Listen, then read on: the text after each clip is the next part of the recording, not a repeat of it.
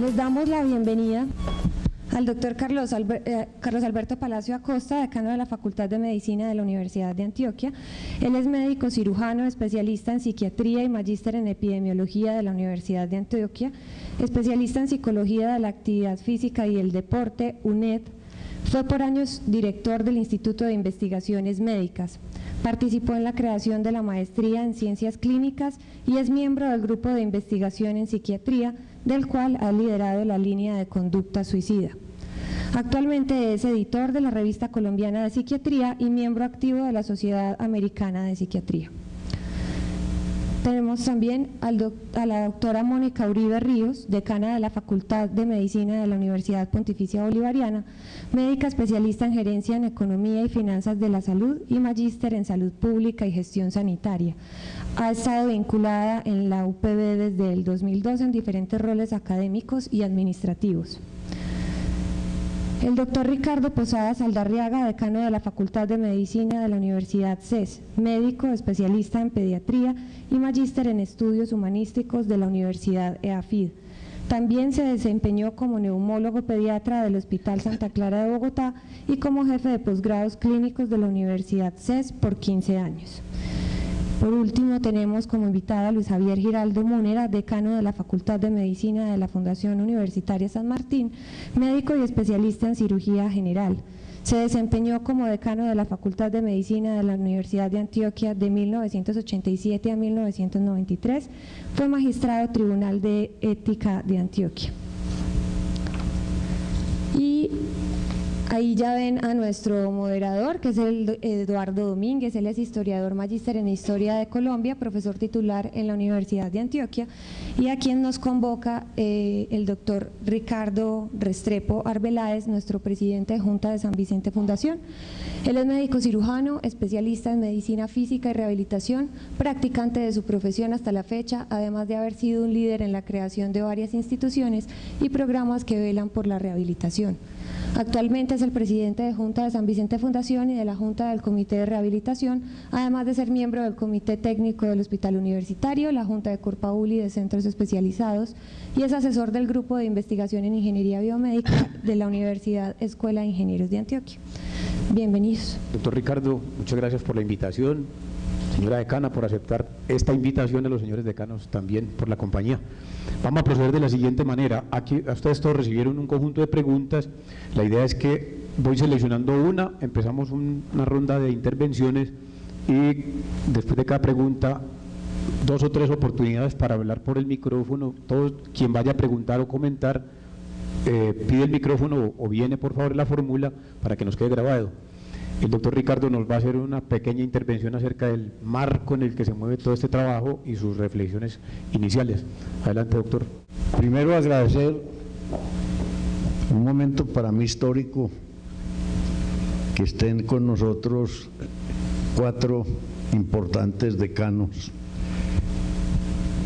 con la mira a que nos integremos poco a poco y que ojalá fuera con el humanismo y la bioética, un punto del cual podemos partir para beneficio de la formación médica.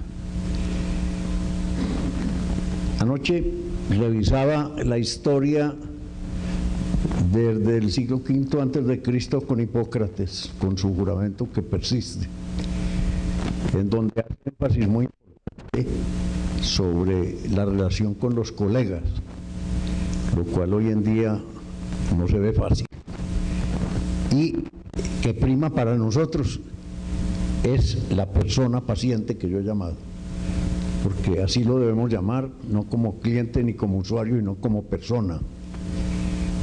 Después, en la historia, con Santo Tomás y otros muy importantes que incidieron.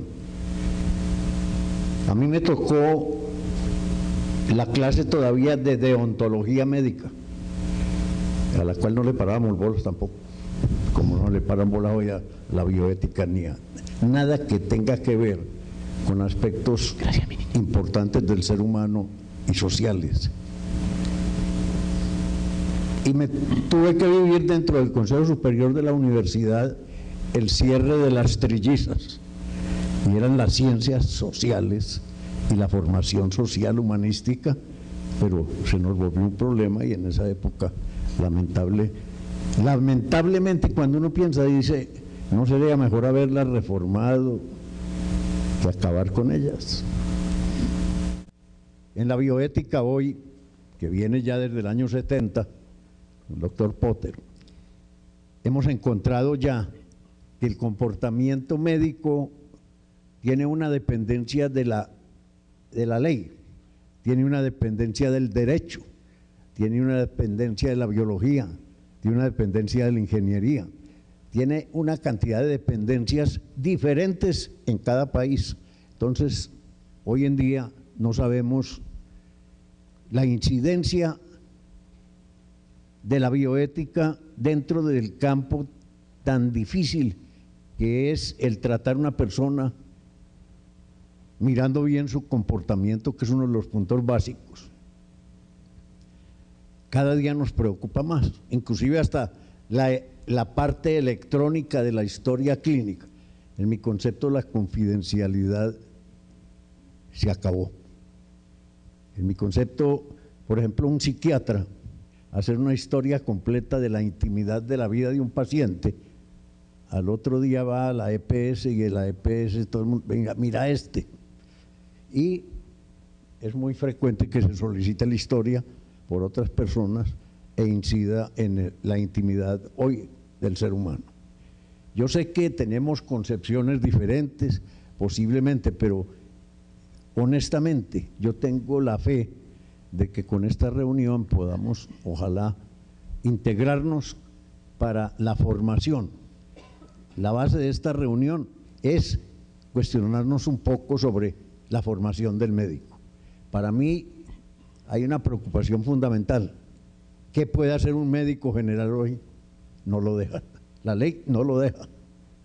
Entonces, en mi concepto, creo que fuera de mandar a un especialista, no le dejaron ningún oficio más. Y entonces viene el caos que estamos viviendo hoy, de que no hay una red, de que no hay una remisión ni contrarremisión, de que los médicos se ven limitados en una acción. Lo que estamos tratando de solucionar en este momento un poco con la red y con el municipio de Medellín. El Hospital San Vicente de Paúl, la fundación, yo creo que va a tener un cambio grande. El doctor Sierra, la doctora Diana, el doctor Duque, y muy en especial con la nueva presidenta, la doctora Azucena Restrepo, que tiene una visión universal de lo que es el campo de la salud, un dominio de lo que es la salud. Nosotros si hubiéramos nombrado un gerente posiblemente todavía estaba aprendiendo o entendiendo qué es el ser humano.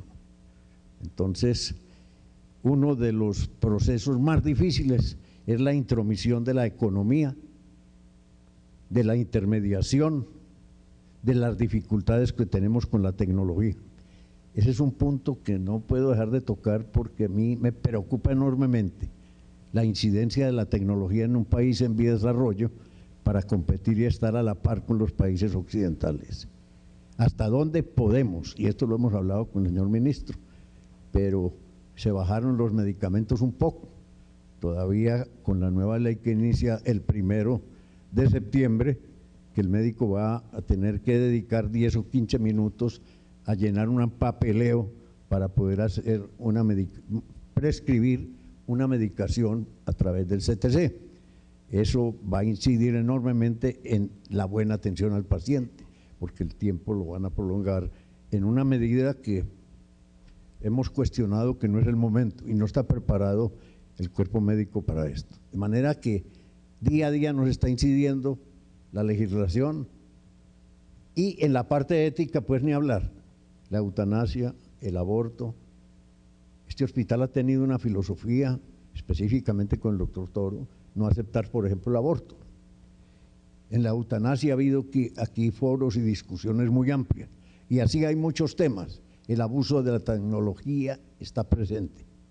Yo creo que estamos abusando, y más con un fin lucrativo económico, y no con un fin que se llama el bienestar humano del paciente.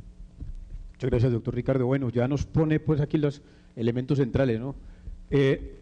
Integrarnos entre las diferentes instituciones que trabajan con la formación de médicos, teniendo en cuenta una integración humanista y bioética, un reenfoque hacia el paciente, es decir, el paciente es una persona, cuando se nos ha venido convirtiéndose en un cliente y el objetivo es que ese cliente deje réditos. La medicina empezó a depender de nuevos condicionamientos, aunque desde tiempos antiguos lo político, lo social y lo cultural ha contado, pues este siglo XXI nos trae una cantidad de nuevos retos, particularmente los tecnológicos, los económicos, que tienen entre los palos a los médicos, y cómo el médico general ha dejado de existir, no solamente porque no puede ejercer, sino porque la legislación tampoco le da la oportunidad. Y se pide entonces una visión universal de la salud y del ser humano, que es como la nueva dirección del hospital está tratando de implementar. Aquí tenemos unas preguntas, las mismas que ustedes tienen, entonces elijamos una primera, a ver quiénes y en qué orden quieren intervenir. El interés de los médicos por la tecnología ha disminuido su atención por los temas más sociales y humanos.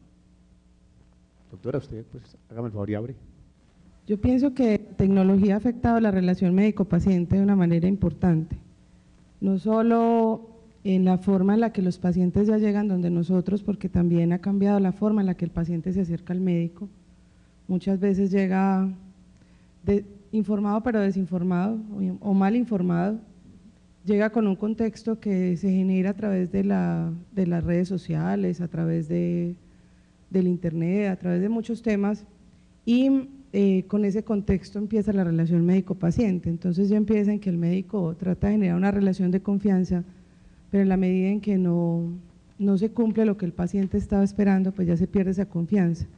Y de la misma manera lo que dice el doctor Ricardo es cierto, ya hemos cambiado un poco la forma en la atención del paciente respecto a los tiempos y a los equipos y los diferentes documentos que hay que diligenciar durante una atención médica, y eso también ha llevado a que el médico a veces se distraiga un poco de la consulta por cumplir con una cantidad de documentos y papeles que debe llenar. Creo que la tecnología ha afectado esa relación médico-paciente de una manera importante, pero yo creo que también la responsabilidad de nosotros como médicos está trascender muchas cosas que están afectando la relación médico-paciente, y trascender para velar porque sea una atención donde el ser humano sea el centro de la relación, porque es una relación entre dos seres humanos. Esos modos de relación entre los dos seres humanos tienen que ser basados en unos principios y en unos valores de respeto, de confianza, donde a pesar de muchas cosas, donde el sistema nos pone un tiempo limitado, nos pone unos temas tecnológicos, nos ponen unas limitaciones de la atención respecto a los límites que le pusieron a los médicos generales e inclusive algunos especialistas también. Y creo que tenemos que trascender eso, y nosotros no podemos disculpar en que no podemos atender bien a un paciente porque solo tenemos 15 minutos para hacerlo. Creo que también nosotros debemos de pensar más allá. Gracias, doctora Mónica. Mire, se llama la atención sobre un aspecto muy valioso, y es que el doctor Ricardo nos decía el paciente es una persona, usted nos dice el médico también es otra persona. Parece que lo sistémico había interferido en esa relación, y también se había olvidado que las enfermeras, los administradores, todos somos personas. ¿Cómo hacer entonces para volver a subjetivar o volver a ser seres humanos esa relación?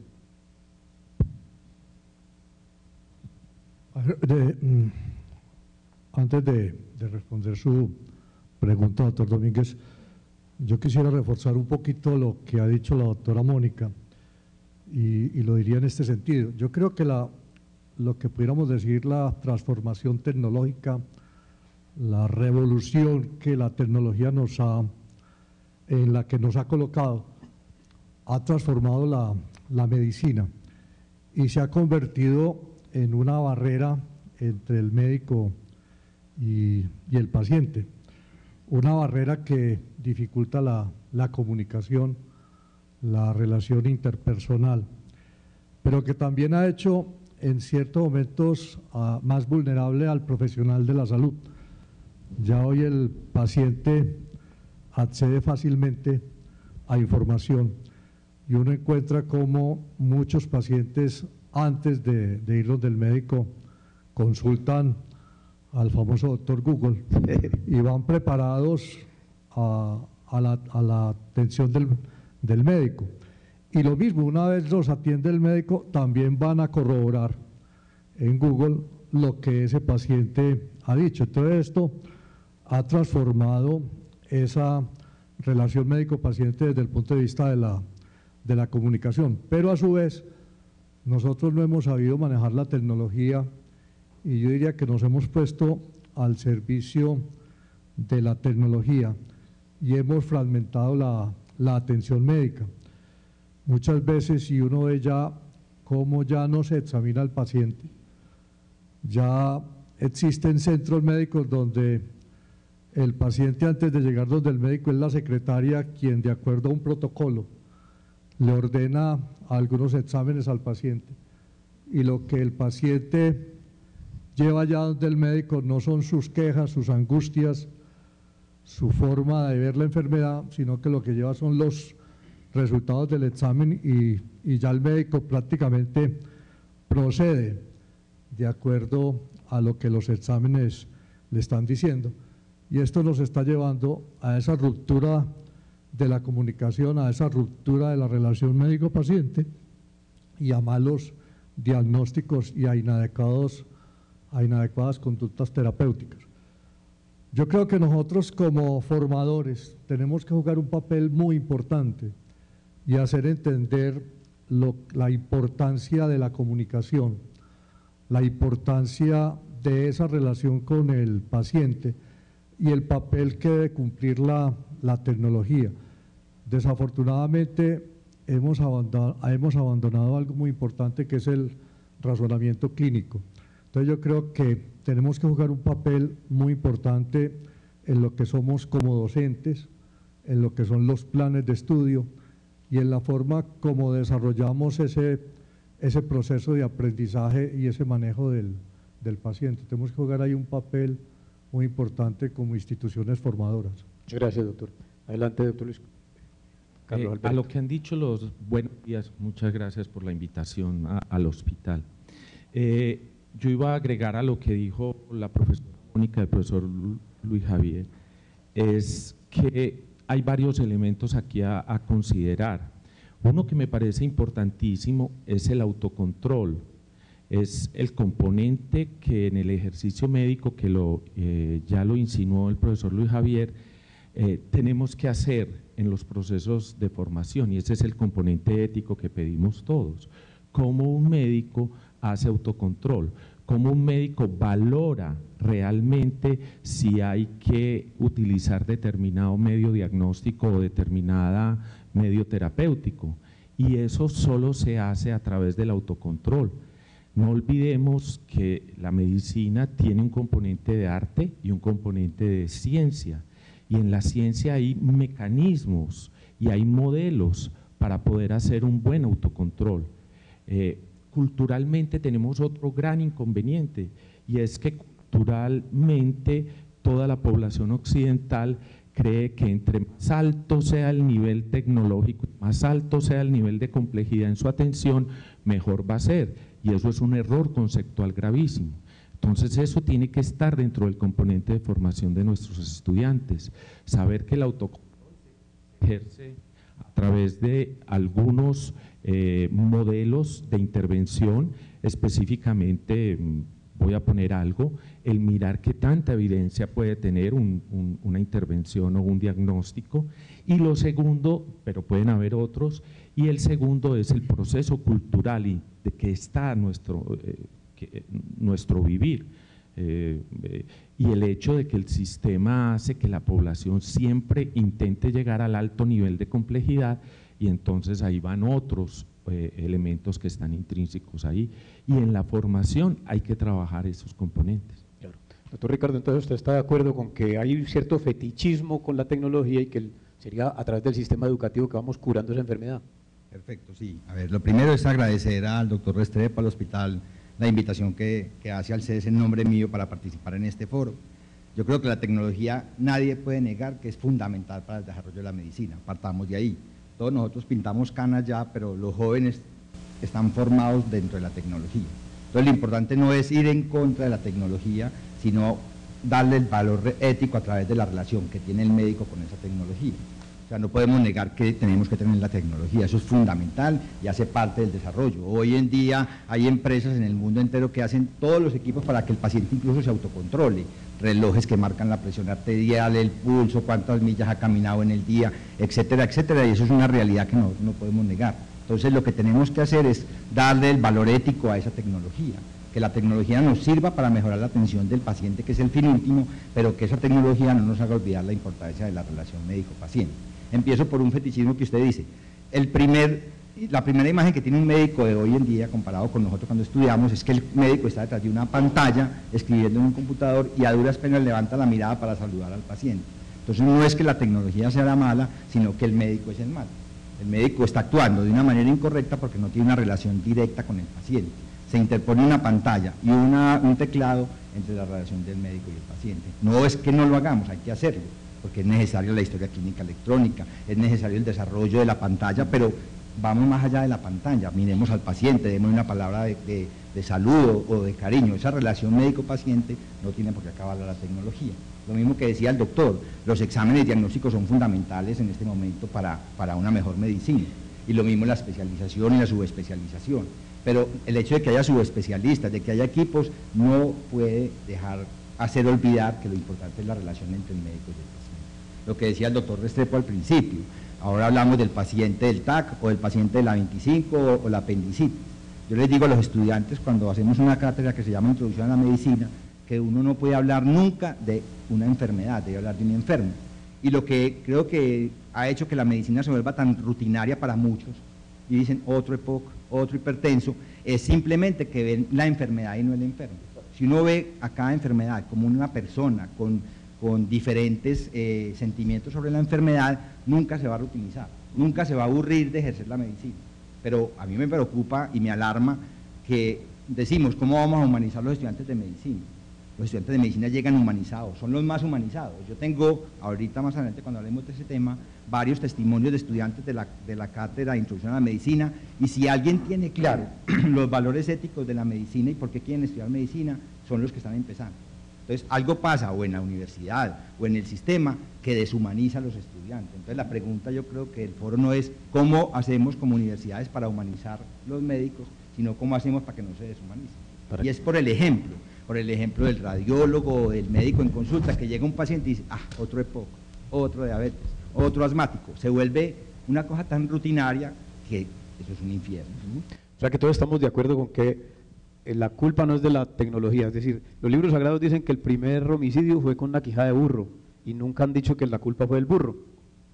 Entonces, aquí la cosa es, bueno, ¿cómo vamos a hacer, doctor Ricardo? No, yo tenía dos puntos fundamentales. Yo estoy de acuerdo en que la tecnología tiene que llegar a su justo medio, es decir, un equilibrio entre el uso y el abuso. En mi concepto en este momento hay abuso, y hay abuso por factor económico uno y por factor de influencia. Hay una cosa que nos hemos preocupado hace años en la facultad, es que el estudiante aprenda a interpretar la lectura médica. Cuando usted abre una revista médica, un journal, lo primero que encuentra es la propaganda en la primera, en la segunda, en la cuarta, en la quinta y en la última página. ¿Qué tan cierto es lo que están ofreciendo? ¿Qué veracidad tiene? ¿Qué influencia se ha tenido? El cabildeo mayor en los Estados Unidos es de las transnacionales. Entonces, cuando uno lee un journal, cuando uno lee e interpreta un artículo, es que yo creo que es fundamental que a los estudiantes hoy se está tratando, pero hay que enseñarles mejor a interpretar un artículo médico. Para mí, se está especulando con la conciencia médica. Es que yo complemento ahí algo que dice el doctor Ricardo, y es cierto, la lectura crítica de la literatura médica, en la literatura científica, profe, el 90% de la información no es de buena calidad en los artículos científicos, porque están influenciados por muchos elementos, eso ya está estudiado. Los médicos tienen que tener en su proceso de formación, y así debe ser uno de los componentes esenciales, la lectura crítica, el concepto crítico, el componente formativo de la crítica, la reflexión y el análisis tiene que ser un componente esencial en la formación, y ese elemento hay que trabajarlo esencial en la formación del médico. la lectura crítica en la información, va a dar elementos para hacer el mismo su autocontrol, que es finalmente el elemento ético.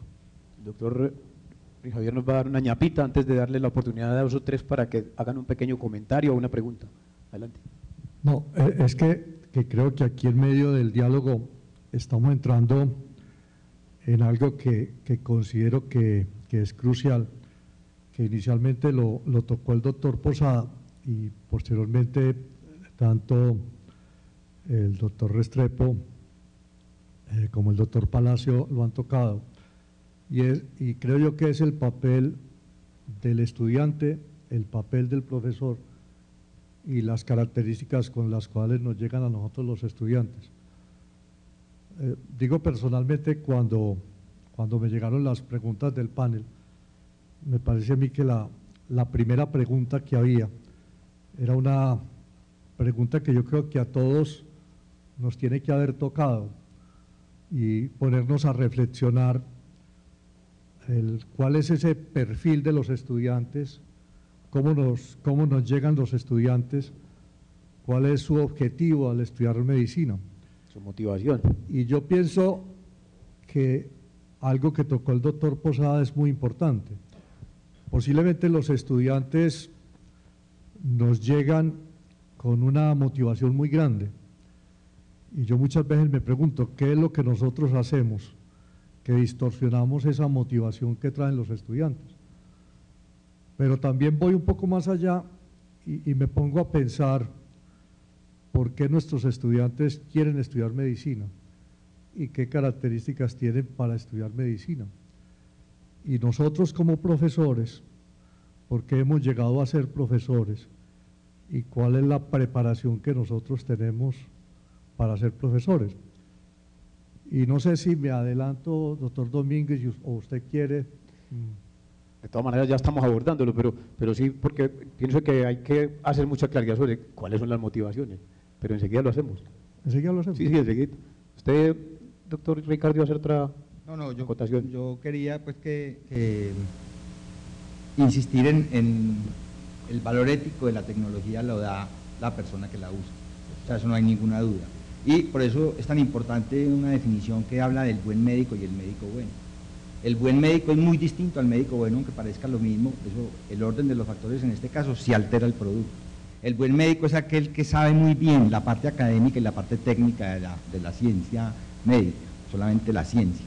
El médico bueno es aquel que además de eso, o sea, sabe la parte científica, el uso de la tecnología, el uso de los recursos, es aquel que además de eso es bondadoso, altruista y tiene los valores y los principios que, como decía el doctor Restrepo, desde el siglo V con Hipócrates, antes de Cristo con Hipócrates, nos enseñó la medicina. Entonces yo creo que es una diferencia muy sutil, a pesar de que el nombre sea lo mismo, el buen médico y el médico bueno, la diferencia es enorme, porque tenemos lo que llamamos bárbaros ilustrados, que son personas muy buenas desde el punto de vista académico, en un pedestal enormemente alto, donde el paciente lo mira como un ser inferior y puede que sepa mucha medicina, puede que sepa mucho de tecnología, pero la relación no la establece. El doctor Luis Carlos Ochoa, un amigo mío que es pediatra, me decía que había mandado hace muchos años a un paciente donde un cardiólogo muy famoso de la ciudad, y cuando salió el paciente de la consulta, le preguntó, ¿qué hubo? ¿Cómo te fue? Le dijo, no, la próxima vez me mandas de uno un poquito menos bueno, pero un poquito más querido. Entonces, eso hace una diferencia enorme entre el médico bueno y el buen médico. No es suficiente ser buen médico, tenemos que enseñar a los estudiantes a ser médicos buenos. Los historiadores, los lingüistas, los antropólogos, hemos visto en el ejercicio médico una barrera, y es lo que los lingüistas llaman el tecnolecto, es decir, la especialización del lenguaje. Es como si el lenguaje diera un prestigio de por sí y creara una confianza de por sí para que si él no me entiende, va a estar seguro de que se alivia. Y pienso que es al contrario. Es decir, la primera barrera entre médico y paciente es no dejarse entender. ¿O usted cree que es ventajoso hablar bien en vez de fiebre, decir piresis o no sé cosas? Esas cosas tan raras que usted dice. Cuando yo entré a medicina, empecé el semestre de inducción y lo primero que me enseñaron fue raíces griegas y latinas. Ajá. Y entonces mi libro favorito de esa época era el Diccionario de Ciencias Médicas. Era un libro verde que yo llevaba para todas partes porque aparecían todas las raíces griegas y latinas de las palabras que utilizamos en medicina. Yo creo que el origen de las palabras médicas es muy bonito. Si uno lo mira históricamente fue construido con toda esta historia desde Hipócrates para adelante. Pero también crea una barrera en la medida en que no lo sepamos usar bien. Es un lenguaje para nosotros. El Diccionario Terminológico de Ciencias Médicas es para los médicos y para las personas que trabajemos en la salud, para hablar entre nosotros, para tener una forma de comunicarnos un poquito más ágil. Para los pacientes se convierte en una barrera en la medida en que hay palabras muy complejas para ellos, entonces uno sí tiene que tratar de suavizar el lenguaje, sin salirse de lo técnico del lenguaje, porque a veces también al tratarlo de suavizar, exageramos o minimizamos algunas situaciones médicas, entonces tiene uno que manejarlo adecuadamente. No creo que el lenguaje se convierta en una barrera si uno lo explica bien. Usted tiene tal cosa que significa tal cosa, pero si uno explica el significado de la palabra puede llegar más fácil al paciente. Muchas gracias. Yo complemento una cosita, profe. Hay otro componente esencial en la formación del médico, otra competencia que tiene que ser esencial y que se tiene que trabajar, y es el elemento comunicativo.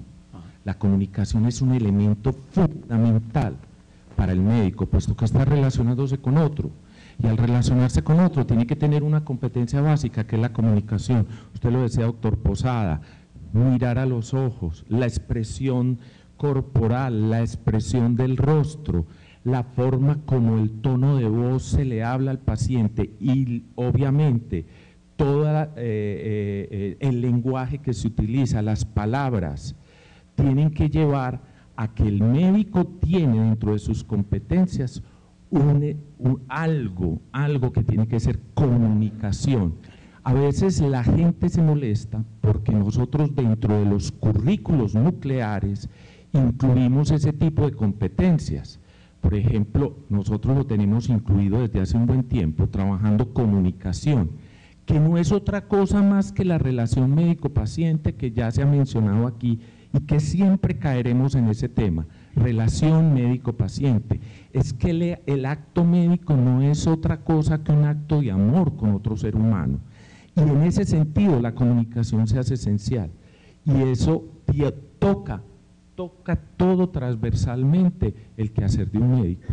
Y es fundamental en la formación. Llevamos dos competencias esenciales: crítica, reflexión, análisis y comunicación. Bien.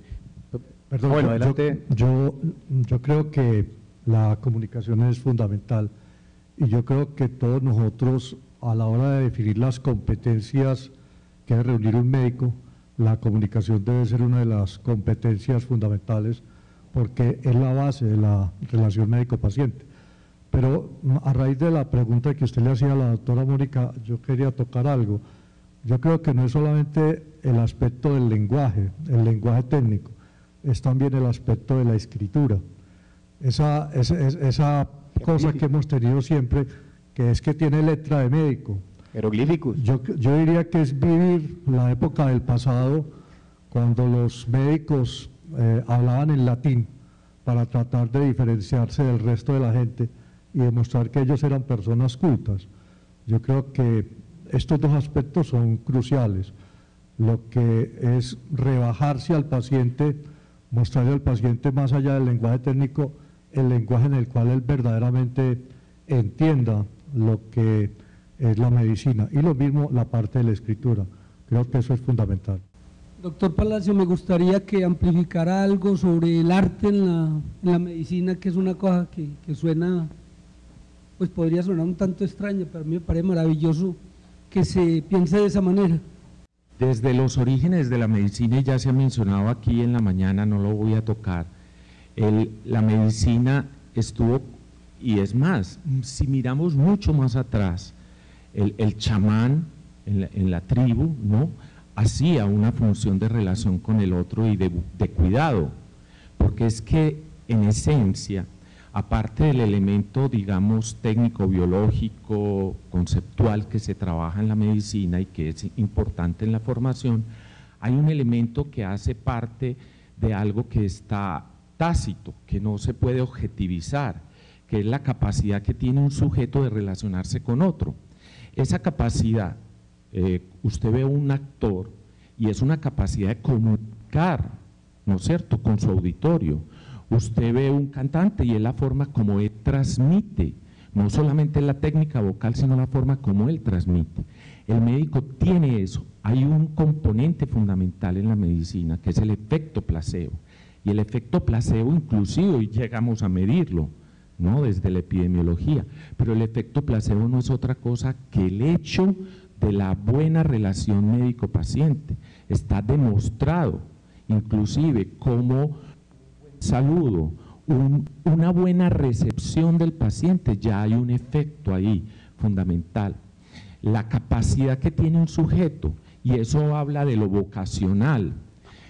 Cuando un individuo va a entrar a estudiar una profesión como la medicina, tiene que tener un elemento vocacional, tiene que tener ciertas condiciones propias del sujeto que le hacen capaz de obviamente formarse en ese componente, y es fundamental la parte relacional.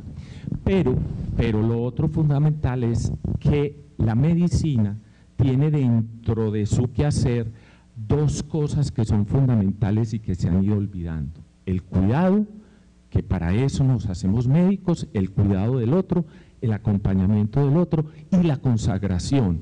Lastimosamente, el elemento, digamos, económico de sobrevivir o de vivir a través de la medicina, de la profesión, nos ha hecho olvidar un componente que es el de la consagración. Todo eso, en última instancia, es arte. Todo eso, en última instancia, es una capacidad de arte. Cuando nosotros decimos en la facultad a veces que a través del arte, de la cultura, se adquieren valores, es justamente eso, tratar de que haya apropiación de valores éticos a través del arte, de la cultura, del deporte mismo, en los cuales una persona también hace formación. Yo quisiera complementar simplemente con unas palabras que dice Edmund Pellegrino, el director del Instituto de Ética de la Universidad de Georgetown. Dice: la medicina es la más humana de las artes, la más artística de las ciencias y la más científica de las humanidades. Esa es una definición perfecta. La más humana de las artes, la más artística de las ciencias y la más científica de las humanidades. Y quiero, pues, como extenderme un poquito en lo que decía el doctor Palacio. En la paideia griega, para los griegos era lo mismo lo bello que lo bueno. Y la formación del médico está para discernir lo bueno de lo malo, lo pertinente de lo no pertinente, y también lo bello de lo feo. Entonces, dentro de la formación griega era muy importante la formación estética, la formación artística. Por eso no es un relleno, como dicen los estudiantes hoy, enseñar humanidades en medicina. No es un relleno que tengan clases de arte, que tengan clases de música, porque eso desarrolla la sensibilidad para el manejo del ser humano. Entonces yo creo que para uno es tan importante como médico saber mucho de farmacología, como saber mucho de música, de ética, y eso se ha ido perdiendo porque los contenidos de la medicina son cada vez más grandes y en aras del tiempo de formación de 6 años, recortamos en lo esencial para que ellos aprendan medicina. Y lo que decía el doctor Restrepo al principio, cada vez los médicos tienen menor posibilidad de resolución. Ya el médico de hoy es distinto al médico que salimos nosotros operábamos, le dábamos anestesia en los pueblos, ya por ley no lo pueden hacer. Entonces tenemos que volver a ese médico antiguo que era un sabio realmente. La palabra sabio no era un erudito que supiera de medicina, no. El que mucho sabe, poco sabe, y el que solo medicina sabe, ni medicina sabe. Entonces, por eso es tan importante la enseñanza de todas esas áreas de humanidades en el médico, porque lo vamos a formar de manera integral. Es que esa última afirmación de Ramón y Cajal, el que solo de medicina sabe ni de medicina sabe, es porque rescataba también lo que usted estaba diciendo. Los 3 principios de la búsqueda griega eran la verdad, la belleza y la bondad. ¿Verdad? Belleza, bondad y verdad. Y ahí es donde cada rato nos embolatamos. Doctor. Para mí esta pregunta es muy interesante porque me evoca un momento de mi vida cuando fui decano de la Facultad de Medicina de la Universidad de Antioquia, porque me gasté mucho tiempo en defender algo. Yo considero que la medicina no es ciencia. Para mí la medicina es una práctica social que se apoya en las ciencias y como práctica social tiene arte, y pienso que el médico es un artista porque para mí hay 2 cualidades fundamentales en el artista: la sensibilidad y la creatividad. Y el médico, si no tiene sensibilidad, está perdido.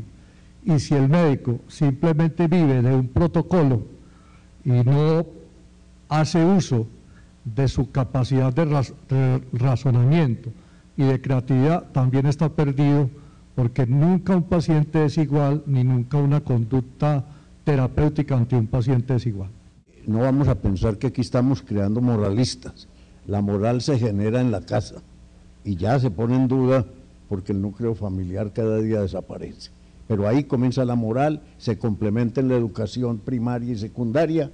A nosotros nos toca, primero, conocer los derechos, los deberes, conocer y tener la responsabilidad frente al paciente. Eso es fundamental. Y los valores, eso es pues lo más elemental, los valores. Yo digo que aquí hay mucho doctor y pocos médicos. Hay mucho doctor, porque doctor es un título y médico es un ejercicio. Muchas gracias, presidente. En esa misma dirección, mire, parece quedar claro aquí entre todos es que la medicina es un acto de amor. Lo que no hemos aclarado todavía es amor a qué. Porque mire, yo tuve unos vecinos hace muy poco que no dejaron estudiar a la hija mayor medicina porque eso ya no era negocio. Yo supongo que el amor era la plata, ¿no? A la utilidad. Entonces, ¿cuál es ese amor? Es decir, ¿cuáles son las motivaciones que trae el estudiante hoy para llegar a una facultad de medicina? En la mayoría de los países, incluso en Estados Unidos, que a todos le hacen estadística, han demostrado es que hay unos prestigios y desprestigios de las diferentes disciplinas. Ahora están pues bajo la ingeniería electrónica, está desplazando el prestigio de las áreas de la salud, porque eso mismo, porque la salud ya dejó de ser un buen negocio, porque las altas tecnologías y los sistemas de salud ya sistematizados de la manera en que se ha hecho, intervenidos por el Estado, masificados, pues han puesto de lado todo eso que ustedes han dicho, han dejado de lado la atención persona a persona, la belleza y la bondad en el ejercicio médico. Entonces, yo no sé si ustedes lo han comprobado, pero cómo estamos en las facultades de medicina enfrentando cuando ese estudiante llega con la motivación que es de prestigio social, de poderío, de superioridad, de MD, de medios dioses, como les dicen las enfermeras a los médicos, medios dioses, MD. ¿Ustedes cómo lo afrontan, lo asumen? Vea, profesor, y todos ustedes, hay una condición básica.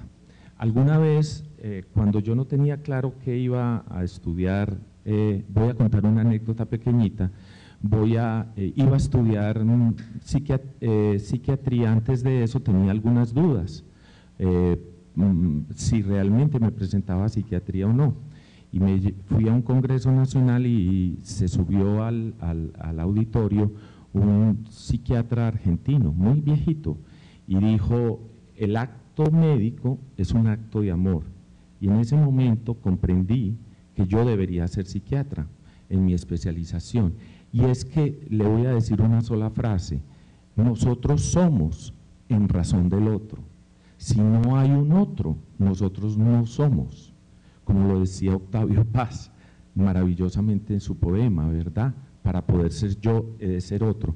Con eso le resumo solamente que la verdad del quehacer médico está en el otro, no está en uno.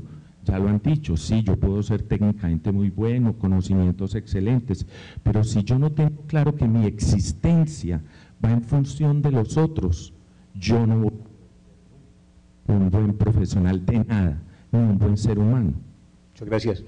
Adelante, doctor Ricardo. Yo me voy a permitir tomarme un minuto y medio para leer algo que escribí en un documento que sacamos sobre… Pensé que era que había traído pastel. No, sobre un testimonio que hizo una residente de medicina interna que estuvo en La Guajira hace 2 semanas o 3 semanas más o menos. Ella redescubrió el verdadero sentido de la medicina, porque ya es médica, es residente de medicina interna y encontró que su vocación inicial se puede conseguir, porque lo que usted dice, la fama deslumbra, el dinero deslumbra, ser el más importante y el que más publique deslumbra. Entonces me va a permitir leerlo, es corto.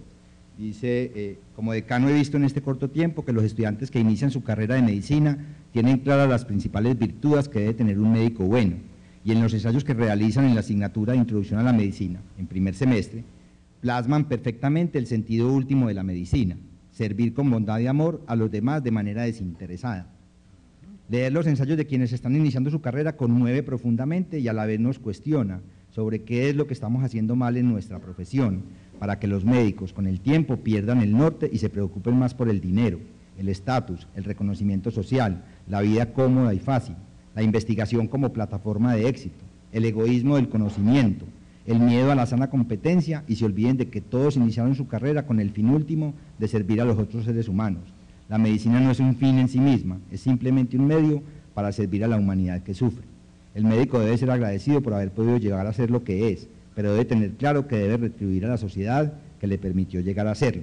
Esto se resume en 5 palabras, cada una de esas cosas que decimos, el éxito, el dinero. Yo voy a decir algo que de pronto puede sonar atrevido y a algunos no les va a gustar. El perfil del estudiante de medicina hoy en día es distinto, empezando por el género. Cuando nosotros estudiamos medicina, en el grupo mío habían 65 hombres y 15 mujeres. Hoy en día hay 65 mujeres y 15 hombres. Se invirtió por completo. Y la razón es muy simple, lo que usted estaba diciendo. Ha perdido estatus desde el punto de vista económico y social. Y el hombre es más interesado en conseguir dinero de manera más fácil. La mujer tiene una vocación de servicio mucho más grande que la del hombre, y eso no hay ninguna duda. Y eso lo vemos permanentemente. Por eso se invirtió esa pirámide de médicos y médicas, porque la médica tiene un sentido más de altruismo, de servir de manera desinteresada, y eso como hombre nos tiene que cuestionar a nosotros, porque eso es claro y está demostrado en todas las universidades, lo mismo pasa aquí, lo mismo pasa en Bolivariana. Doctor Ricardo, entonces eso quiere decir que los médicos hombres necesitan más espíritu maternal. Más espíritu de servicio, sí, más espíritu de servicio, no hay ninguna duda. Y uno lo ve en la práctica diaria, ya los pacientes prefieren las mujeres médicas que los hombres médicos, son más amables, son más cariñosas, tienen un sentimiento algo de maternal, es que uno como médico tiene que querer que a uno le hagan lo que uno quisiera que le hicieran, ¿cierto? Como médico con el paciente. Me contaban una historia en estos días de una paciente joven de 26 años que entró a una unidad de cuidado intensivo porque perdió el conocimiento y no sabían qué era, si un medicamento, si una meningitis, y era hija única. Una niña absolutamente espectacular y la familia en una angustia, y uno decía, es que yo como papá siento eso con mis hijas y yo me desmorono, ¿cierto? Y el médico a duras penas les expresó en 2 palabras lo que tenía la persona, no los calmó, no los tranquilizó. Por eso digo yo, esa espíritu de servicio es lo que hay que tener. El servicio es un instinto, los animales sirven a los otros y se ayudan entre ellos, pero el espíritu de servicio es algo que va dentro del corazón de las personas. Bueno, usted lógicamente todos los médicos servimos, correcto, pero no todos servimos. Pero mire, me han ayudado a aclarar el asunto, pero no me han dicho cómo es que lo está afrontando la academia. Entonces, doctor Ricardo y después la doctora Mónica. No, yo estoy totalmente de acuerdo en la concepción. El mundo cambia. Es decir, a nosotros nos tocó la medicina del poder. Y recuerdo al doctor Héctor Abad Gómez cuando nos mostró, esta es Colombia. Y entonces uno veía el por qué éramos, hicieron una encuesta, por qué íbamos a ser médicos. 75% por dinero y poder. Y el poder es servir. Entonces tergiversamos un poco. Hoy en día en el fondo yo creo que sigue siendo parte, pero lo que usted dijo es cierto. Hay más sensibilidad humana y es lo que necesitamos, la parte humana que domine en el ejercicio profesional. Yo creo que nosotros en las facultades de medicina tenemos una responsabilidad muy grande, pero no solo en las facultades de medicina, sino en general en las universidades. Y es que nosotros tenemos que volver al sentido humano de nuestras profesiones. Si nosotros perdemos el sentido humano de nuestras profesiones y empezamos simplemente a formar en muchos conocimientos, muchas cosas científicas, vamos a perder el norte hasta de nuestro país. Pero yo pienso que aquí, tanto la medicina como todas las profesiones, tenemos que volver al sentido humanista de nuestras profesiones. En algunas tendencias administrativas en el mundo se están pensando en filósofos y en sociólogos para ser los grandes gerentes y a tomar decisiones en este mundo. Y se está pensando en esto porque ellos son los que están pensando primero en las personas que no pensando como el ingeniero o como el médico o como los profesionales ya formados en ciencias más duras y no tan blandas como estas. Entonces yo creo que todas las profesiones, si la pregunta es cuál es la responsabilidad de las universidades en formar, creo que tenemos que volver al origen humanista. ¿Qué hacemos las universidades? Todas enseñamos algo relacionado con humanismos. Por ejemplo, nosotros tenemos 16 créditos del plan de estudios de 247 que son solamente humanismos. Adicional a eso tenemos 12 créditos de bioética. Entonces uno diría que tienen un número muy interesante de créditos, pero aquí no está en lo que nosotros enseñemos, está en lo que ellos, los estudiantes, logren captar de toda esta información. El tipo de estudiantes que estamos recibiendo ahora es muy distinto al que recibíamos antes. Ellos están con un sentido más pragmático de las cosas, donde el pragmatismo está en la forma en la que algo me genere beneficio o yo lo puedo utilizar. Ese es el concepto del pragmatismo, que sea útil. Sí, que es el puro empirismo, ese es diferente al pragmatismo americano, pero usted me lleva, y por ahí derecho para todos, a la otra pregunta, es esa última que ustedes tienen, que dice la opinión que les merece la tendencia a la especialización y a la subespecialización en medicina, porque todo el mundo busca las especializaciones para ser puntual y eficaz. No, yo pienso que las especializaciones y las subespecializaciones son complementarias. Yo no pienso que se tengan que satanizar, ni se tenga que decir que es malo ser especialista en algo, subespecialista en algo. Eso es complementario. Trabajar en salud tiene que estar basado en la interdisciplinariedad, y la interdisciplinariedad es porque todos participamos, todas las disciplinas aportan en pro de algo. Y el ser especialista o no, o el conocer más de un tema, porque finalmente un especialista conoce más sobre un tema y ha estudiado mucho más específicamente un tema, creo que complementa la acción de la medicina. Pero también tenemos que volver al origen de los médicos, es que nosotros como médicos generales tenemos mucha capacidad de decisión, salimos con mucho conocimiento y somos capaces de tomar decisiones, pero si no nos permiten tomar decisiones y nos frenan en el ejercicio de la profesión, esto sí va a generar unos especialistas y unos subespecialistas de manera desmedida, pero no como algo complementario, sino como una respuesta a la falta de capacidad del médico, porque se va a ir limitando él mismo a tomar decisiones. Pues si a mí no me dejan, ¿yo para qué voy a estudiar eso? Entonces se van a crear unas barreras que creo que tenemos que trascenderlas y saltarlas. Correcto, muchas gracias. Vamos al doctor Ricardo. Antes, para que el doctor Ricardo complemente algo, vea, hay cosas que son problemáticas y que yo creo que ninguno de nosotros tiene la respuesta. Yo conozco las 4 facultades de medicina que hay acá y los 4 decanos. Me conozco y conozco a los otros, supremamente responsables, somos muy juiciosos, pero mi pregunta ha sido siempre esta: ¿cómo de verdad, a pesar de que nosotros hacemos grandes esfuerzos en las facultades para introducir esos componentes, un individuo de verdad quiere valores, de verdad quiere un compromiso ético responsable? Como un sujeto es solidario, porque la solidaridad es un valor fundamental en el ser humano, en cualquier profesión. Los médicos no trabajamos interdisciplinariamente y constante estamos hablando de interdisciplinariedad. Yo siempre me hago esta pregunta cuando trato de mirar la parte curricular y formativa de mis estudiantes, es ¿cómo hago yo, profe? ¿O cómo hacemos las facultades para que un sujeto en cualquier profesión de verdad quiera unos valores? Eso no se hace transmitiendo conocimiento, no se hace transmitiendo información, que es el error que tenemos. Que me preocupa la docencia por parte de súper especialistas, me preocupa, y ojalá tomara en cuenta, y la parte pedagógica. Es que a mí me tocó vivir con profesores que eran muy buenos, pero que no le entendía absolutamente nada. Entonces yo creo que los decanos y la orientación tiene que enseñarse un poco de pedagogía, de cómo llegar en un lenguaje adecuado. Es que ahí vuelve la comunicación y el lenguaje. Yo creo que es fundamental dentro de las facultades volver a tener el lenguaje.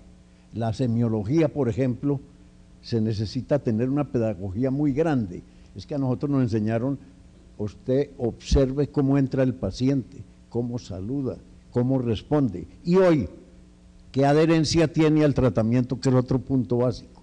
Los fracasos de la medicina en mucha parte están en la poca adherencia por la mala comunicación, y entran los esotéricos a tener un gran lenguaje y por eso los oyen a veces más.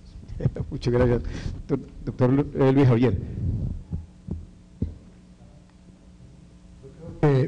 Estamos tocando 2 aspectos que para mí son muy importantes. Yo quiero reivindicar el papel del profesor a partir de lo que son nuestros estudiantes y lo que es el desarrollo de las especialidades. Yo creo que, y para mí hay de lo poco que yo sé de educación, algo que me enseñó la profesora Aurora Giraldo, Yo creo que los estudiantes buenos salen solos. La tarea está con los estudiantes malos, con los estudiantes deficientes. Y quiero decir algo sobre las características que hoy tienen o con las que hoy llegan nuestros estudiantes. Son muy jóvenes, son demasiado visuales, son de una cultura visual, no tienen hábitos de estudio, no tienen concentración, no tienen habilidades de lectura ni de escritura. Usted hace un sondeo con ellos que están leyendo y ninguno está leyendo nada. Si muchos están leyendo a Coelho, a Cuauhtémoc Cárdenas, yo no sé. Harry Potter. ¿Ah? Harry Potter. Harry Potter, están leyendo eso, pero no están leyendo nada interesante. Usted les pregunta quién fue el último premio Nobel, no saben, porque ellos hoy son de la cultura del corte y pegue. Cualquier trabajo que usted les pone, van a Google y cortan algo escrito por un argentino, algo escrito por un mexicano. Entonces usted los ve en su escrito que platican y usted le dice, ¿y qué estás platicando? Eso no son términos de nosotros. Órale. No saben realmente escribir, no tienen concentración. Nos mató la metodología de los colegios alrededor de las horas extracurriculares mal manejadas. Piensan que estudiar, que dedicar un poco al estudio es hacer un sacrificio. Entonces, cuando usted habla de que vienen muy orientados hacia la medicina y que tienen mucha actitud hacia la medicina, se pregunta qué es esa actitud y qué es esa motivación. Y aparentemente ellos le dicen a usted que quieren estudiar medicina por interés científico, porque quieren saber del cuerpo humano, quieren saber del funcionamiento del organismo, porque quieren ser investigadores. Claro que ya después, cuando están en la carrera, piensan que son mejores los profesores especialistas que los profesores investigadores, porque ven que el profesor investigador llega en Renault 4 y el profesor especialista llega en BMW, tiene casa, tiene finca, sale al exterior, se le acabó ahí el interés científico. Pero también otros vienen porque tienen vocación de servicio, son altruistas, consideran que se le deben entregar a la sociedad, a la humanidad. Otros vienen por cuestiones personales, porque quieren saber de una enfermedad, porque en la familia alguien estuvo enfermo. No falta el que dice, es que yo tuve luxación de cadera cuando estaba chiquito y a mí el doctor Warren fue mi ortopedista y yo quiero ser como el doctor Warren, etcétera, etcétera. Otros porque consideran que la medicina da estatus, da prestigio, les permite caminar dentro de la escala social. Otros caminar o correr, consideran una gratificación personal en la medicina.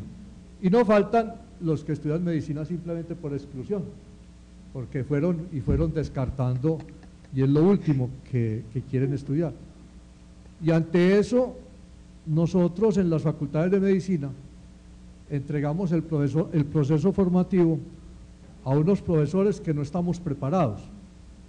Yo diría que todos nosotros llegamos a ser profesores por azar, porque de pronto cuando terminamos había una vacante, o le caímos bien a los profesores de tal o cual especialidad, o porque consideran que como fuimos de pronto buenos residentes, ya podemos ser especialistas.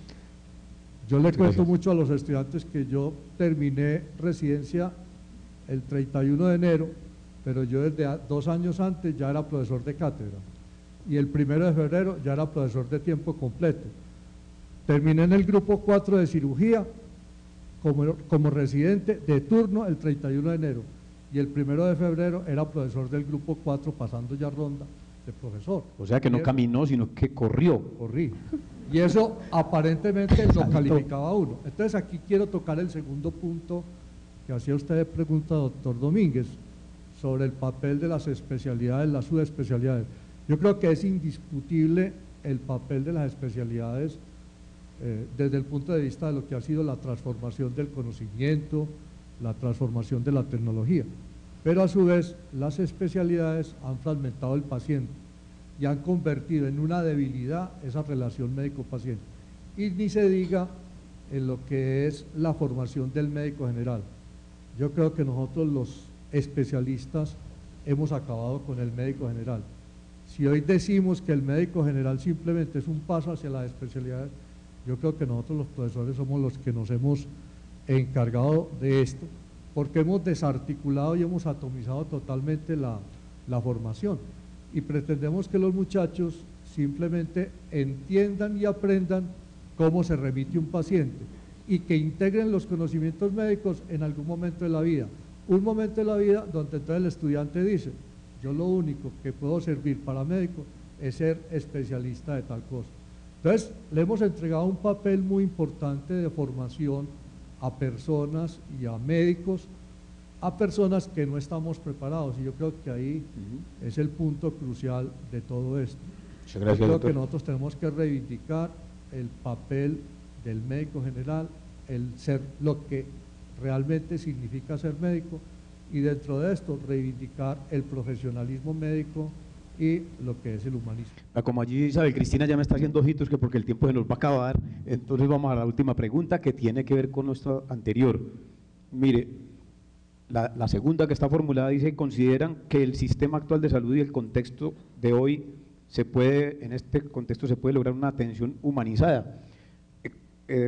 Conectando con la última intervención y con el punto de vista que casi todos han defendido, es volver al médico humanista, volver al médico que presta servicio, que ejerce un acto de amor. Yo me pregunto si con los costos que tiene que pagar un padre de familia o el estudiante en una facultad de medicina, es posible que subsista como un ser humano altruista, cuando es que una matrícula de 13 millones de pesos la paga alguien que ya ha perdido más o menos el altruismo. Que ser 13 millones de pesos semestrales, son 13 millones de pesos semestrales. Pues creo que se han planteado tres temas, el de la especialización, el de la formación docente, de los docentes, el del ejemplo, que es muy importante, y los modelos, que darían cada uno para hacer un foro de un día entero. O sea, de los 2 días que van a venir. Exacto, y yo creo que la parte de especialización es muy importante en la medicina, y es fundamental que tengamos especialistas y que tengamos innovación en medicina. La doctora Mónica me decía esta semana que estábamos conversando en la universidad que en la ciudad más innovadora del mundo no podemos innovar en programas. Hace poco íbamos a montar un programa de neurocirugía infantil, precisamente con el Hospital San Vicente, y lo negaron porque no era pertinente, porque lo que hacía el neurocirujano infantil lo hace el de adultos. Ese es un riesgo, por eso las especialidades tienen que existir para el desarrollo científico, académico, hablando nosotros ¿cómo se llama eso? Hospitales internacionales, cada vez creciendo más, y no tenemos la posibilidad de solucionar problemas de alta especialización. Entonces yo creo que hay que tener un equilibrio. Son muy importantes los médicos generales, el papel del médico general hay que rescatarlo y que lo haga, pero también es muy importante el desarrollo científico de un país. No podemos quedarnos con las 4 especialidades básicas y parar el desarrollo, que es absolutamente cierto. En cuanto a la pregunta de los 13 millones y el altruismo, yo disiento un poco con lo que decía el doctor en cuanto a las intenciones de los estudiantes al empezar medicina. Por lo menos es la experiencia que llevo en tan corto tiempo. Acerca al micrófono. Tengo aquí por lo menos 80 testimonios de los trabajos que ellos presentan, de por qué están estudiando medicina y cuál es el sentido de la medicina. Pues nos demoraríamos aquí leerlos, pero yo disiento de eso. Pero leamos los primeros 80. Hay un sentido de altruismo. ¿Qué pasa con el altruismo? Lo estamos dañando nosotros con el ejemplo. Es decir, nosotros vemos y llegamos al hospital X, a ginecobstetricia, el estudiante. En la noche el médico se va a dormir y le deja todo en manos del estudiante y del residente.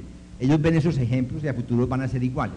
Estamos perdiendo el altruismo no ni por el dinero, ni por los 13 millones, ni por lo que vale la matrícula, porque de hecho en la universidad nuestra, donde la matrícula vale 12 millones semestrales, en este momento tenemos 700 personas becadas. Entonces no es la plata, yo creo que va más allá de eso, va más allá del valor de la matrícula. Yo creo que es el ejemplo que le estamos dando a los estudiantes en su formación o después cuando salen, el que hace que se pierda ese humanismo.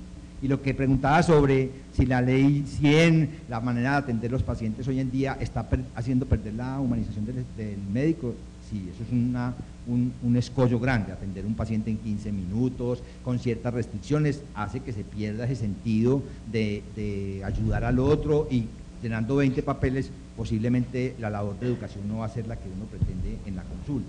Pero independientemente del tiempo, de las condiciones, del consultorio bonito, feo, de la bulla alrededor, el papel del médico no se puede perder. Entonces siempre tiene que tener una palabra amable, un contacto en el hombro, educarlo o enseñarle algo sobre su enfermedad. También hace que se pierda el humanismo, las restricciones. Hay EPS que premian a sus médicos a fin de año porque fue el que menos remitió, el que menos exámenes pidió y el que menos fármacos mandó. Eso es un riesgo enorme contra la humanización. Y hay personas que siguen ese juego. Y hay farmacéuticas que le pagan a los médicos con congresos, con paseos, etcétera, con tal de que sea el medicamento. Una leche comercial al mercado y al médico que formulara 100 de esas leches lo llevaban a conocer la planta en Centroamérica. El avión a los 6 meses iba lleno de pediatras de Medellín.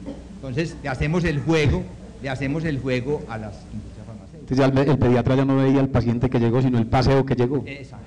Muy bien, Entonces, vamos a hacer entonces unas 3 intervenciones de 3 personas. Adelante, doctor Londoño. ¿Quién? ¿Otra persona? Mi nombre es Juan Guillermo Londoño, soy ginecobstetra.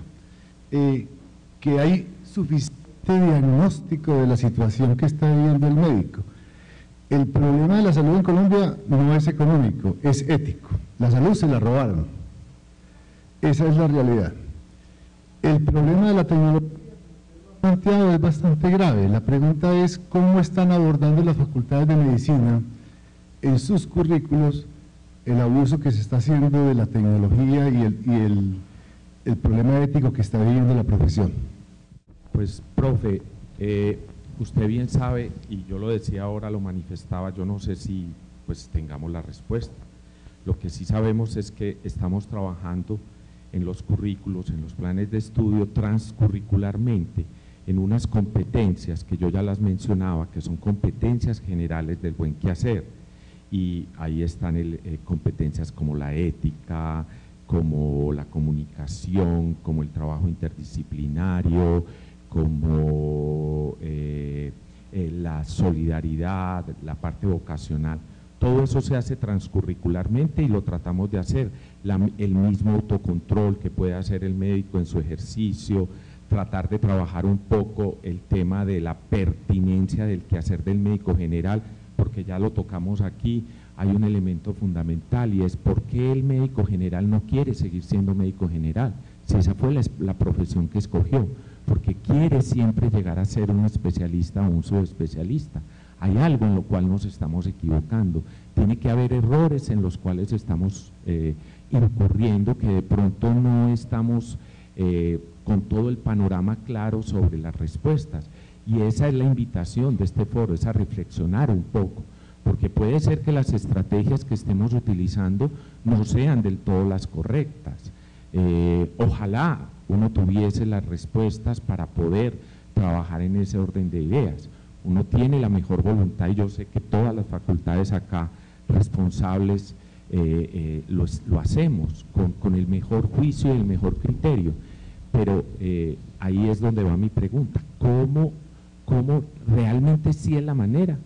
O también la obligatoriedad, el tema cultural, todo lo externo que toca, realmente hace que nuestros estudiantes no adquieran todas esas competencias y todo ese buen juicio y todo ese buen comportamiento para un buen ejercicio.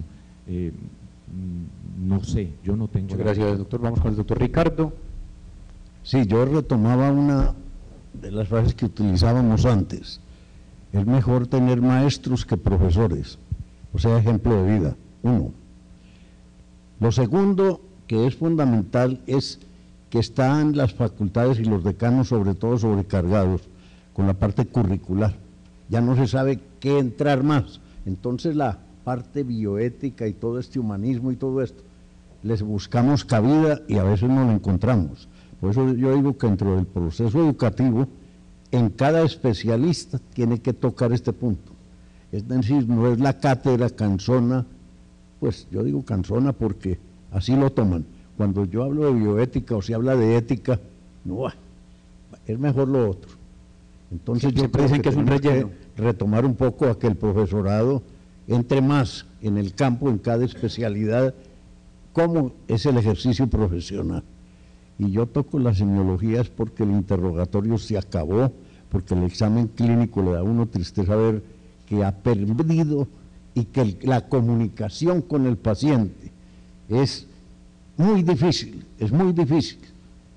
Nosotros nos adentramos en patologías muy complejas, como es la patología del sistema nervioso central, donde hay que tener cuidado en el manejo.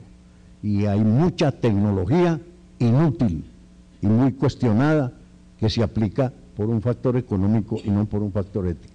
Muchas gracias, doctora Mónica. Hay un tema importante acá. Si uno fuera simplista y le diera una respuesta a la pregunta del doctor Londoño, yo podría decir que nosotros tenemos el 20% del programa con componentes humanistas, sociales, éticos, de historia y otras áreas diferentes a la salud. Entonces uno podría decir que está solucionado el tema. Pero eso no es así, o sea, hay muchos contextos que ya hemos comentado durante el tema. Uno tiene que ver con lo que dice el doctor Ricardo, cómo entran y cómo salen, cómo muchas circunstancias alrededor de su formación van cambiando, la forma en la que los médicos están con ellos, la forma en la que se relacionan con los pacientes, la forma en la que muchas cosas de medicina basada en la evidencia nos han llevado a pensar y a mal utilizar algunas cosas de tecnología y a abusar de medicamentos, abusar de tecnologías sin evidencia simplemente por cuestiones del mercado. Entonces yo creo que los currículos médicos están permeados por muchas cosas. Creo que nosotros dentro del currículo uno lo hace bien, uno tiene muchos componentes dentro del currículo para darles una formación más integral. Desafortunadamente cuando están en el plan de estudios lo ven como un relleno, aunque aquí va a hacer un paréntesis, mi rector dice que lo mejor de la empanada es el relleno. Entonces, él trata de sacarle un poco más de jugo a la formación humanista, pero los estudiantes en la edad en la que están dentro de la carrera y muchas veces por circunstancias externas hasta de ellos mismos, ese tema de la formación humanista no la alcanzan a valorar lo suficiente, entonces no la aprovechan como la tienen que aprovechar. A pesar de que nosotros tratemos de dárselo mucho, y hacemos un esfuerzo muy grande, sacamos tiempo, cambiamos estrategias metodológicas, pedagógicas, buscamos cómo aprender, pero a veces muchas cosas del contexto crean ese distractor y ha llevado a que los estudiantes no valoren esto adecuadamente. Yo creo que socialmente tenemos que cambiar. No puede ser solamente los programas de medicina y no todo está en los programas de medicina. Es la sociedad en la que nos estamos moviendo, la que está influyendo mucho en cómo los médicos estamos ejerciendo nuestra profesión y en cómo estamos asumiendo las cosas. Bueno, pero ya entró una cosa peligrosa para terminar, y es cómo estamos ejerciendo nuestra profesión a la defensiva, cosa que antes no pasaba. Eso es otro tema ya diferente, lo dejo ahí simplemente. Pero usted llama la atención sobre una cosa muy valiosa. Nosotros, los que tenemos canas ya, nos tocó ver en los años 70 y 60-70 una disculpa social, y era que todo el mundo decía que el problema era del sistema. Después eso se vino al suelo porque las teorías marxistas y las teorías estructuralistas dijeron no, vuelve el sujeto, nos echaron la culpa a cada uno. Pero usted, doctora, rescata por lo menos el contexto social, porque es que cuando una persona sale de su lugar de estudios, cualquiera que él sea, va a su casa, va a su vecindario y va a las oportunidades sociales, y ahí es donde el altruismo empieza a disolverse. A mí me parece que la pregunta del doctor Juan Guillermo es muy pertinente y yo avanzaría en algo. Desafortunadamente hay un problema, ni los estudiantes, ni nosotros como docentes, ni los profesionales sabemos que es un dilema ético y confundimos los dilemas éticos con los dilemas terapéuticos, y cuando tenemos dilemas éticos los resolvemos desde la moral, no lo sabemos resolver desde la ética, y muchas veces hasta acudimos más bien a la ley y tratamos de ser legalistas y resolver los problemas o los dilemas éticos aparentemente desde la ley, pero tampoco conocemos la ley. Si tratamos de profundizar ese conocimiento de la ley, tampoco. Entonces yo creo que lo fundamental de toda esta discusión de esta mañana va sobre los procesos formativos y tratar de entender la función social, la función humanística que debe imprimirse en los planes de estudio y en la formación del médico, entendiendo que la vida humana es un intercambio entre el hombre y la sociedad y el contexto en el cual él se desenvuelve, y que nuestros procesos formativos, y en este caso la formación humanista, la formación ética, debe ser un continuo a todo lo largo del proceso formativo, debe ser una formación horizontal y debe propiciarse con estrategias como el desarrollo a través de problemas significativos, afrontados en pequeños grupos y no simplemente en espacios teóricos, donde el docente de ética trata de despertar no solamente al estudiante que está dormido, sino el interés de que estos aspectos éticos y humanísticos son también importantes en su formación como persona y como profesional de la medicina. Muchas gracias, muy amable. Vamos a escuchar entonces al doctor Ricardo y luego le pedimos al doctor Ricardo que cierre esta sesión comentándonos sus impresiones. Yo quería complementar lo que han dicho mis colegas, y creo que es muy importante que las facultades, con la pregunta del doctor Londoño, hacemos todo el esfuerzo para que eso se dé. De hecho, cumplimos estándares no solamente nacionales sino internacionales en la parte de formación ética y humanística. Ese es el currículo como tal. Pero existe el currículo oculto, que es contra lo que quisiéramos todos luchar, que muchas veces es muy difícil, y es la actitud del docente, la preparación del docente, la forma de atender a un paciente cuando el estudiante está mirando, que muchas veces es déspota o de mala. Ese es el currículo oculto que las facultades muchas veces tratamos de lograr mejorarlo, pero muchas veces es imposible, y el ejemplo quizás es lo que más deshumaniza al estudiante de medicina hoy en día.